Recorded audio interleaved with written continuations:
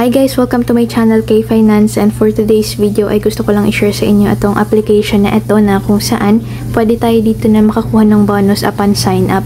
So meron na nga po pala itong 4.7 ratings and reviews and 5k downloads, okay?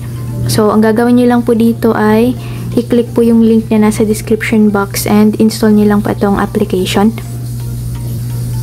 And after po nyan guys, tap lang po natin tong open. And of course, kapag wala pa po kayo ditong account ay mag-create po kayo dito ng chain ID. So, tap nyo po to.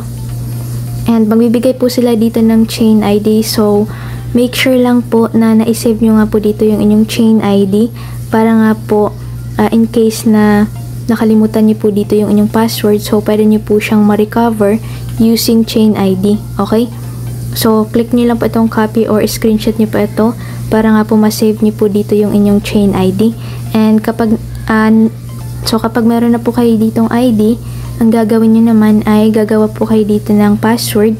And sa invitation code, so enter nyo po itong code po na ito para nga po makakuha po kayo dito ng bonus upon sign up. So after po nyan, click nyo lang po itong create ID. So ito na po guys yung aking account and makikita nyo po dito na meron na po akong $701. So kahapon lang po ako nag-umpisa and meron nga po kayo ditong makukuha na invitation reward na 200 KCP token. So worth nasa $700 po yan.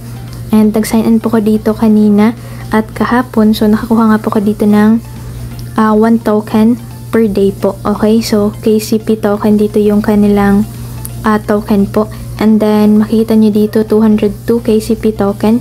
Nagkakahalaga po yan ng $701. So ayan po guys, bali ito yung nakuha ko upon sign up. So ganun lang naman siya. And dito po, huwag niyo pong kalimutan na mag-check-in everyday para nga po meron kayo ditong makukuha na KCP token. And sa pag-i-invite rin, so pwede rin kayo dito na mag-invite para mas malaki dito yung inyong kikitain and meron nga rin kayo ditong makukuha na bonus. So makikita niyo po yung invitation code niyo dito po yan. Okay, ito yung i-share ninyo. And once nga po na may gumamit, so pwede kayo dito na makakuha ng commission. So sa computing power naman dito, yung ating token na nagre-run. So ayan, andito naman po sa kanilang post. So pwede nyo pong i-check po ito. Okay, yung kanilang mga post dito. So huwag nyo rin pong kalimutan na mag-join po sa kanilang community para nga po palagi kayong updated. And regarding nga po pala sa withdrawal dito sa application, so wala pa po. Bali, lock pa lang po dito yung kanilang withdrawal and soon po. So wait na lang natin. So ipapakita ko po sa inyo dito yung kanilang post, okay? So as you can see dito guys, yung kanilang about KCP token withdrawal. So currently in a lock state pa po.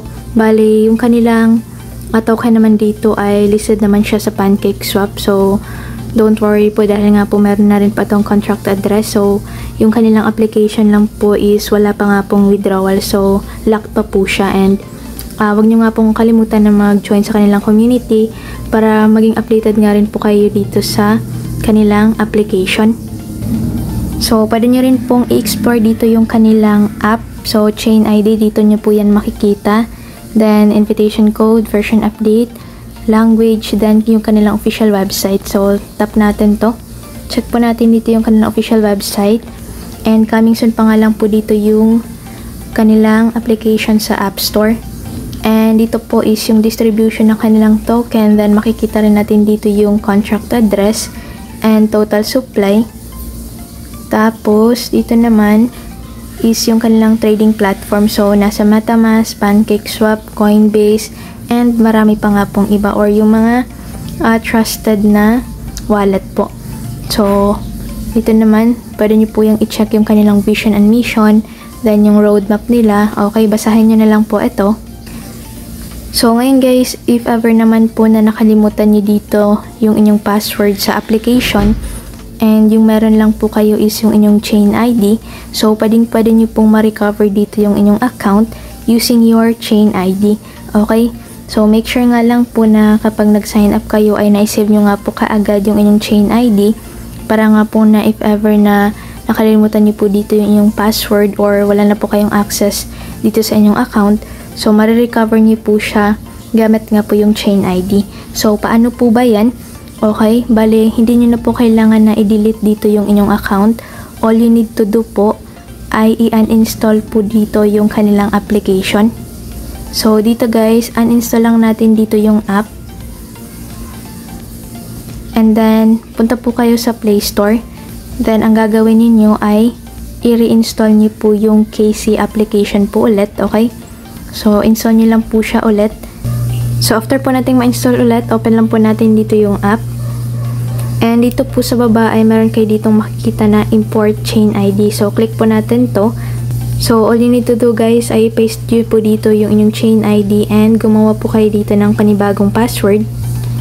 So after po nyan, click lang natin tong login. So makikita nyo po dito na meron na nga po tayong access sa ating account and ito pa rin po yung ating account kanina. Okay, ganun lang po siya kung paano nga po ma-recover dito yung ating account using Chain ID. So that's for today po, and don't forget to like, share, comment, and subscribe. So maging updated lang po kayo sa kanilang community para nga po magkaroon rin po kayo dito ng update regarding nga rin po sa kanilang withdrawal. Okay, so i-update ko na rin naman po kayo sa ating community, and don't forget to like and share this video nga rin po at mag-subscribe dito sa aking YouTube channel. So that's for today po, and God bless po sa ating lahat. Bye!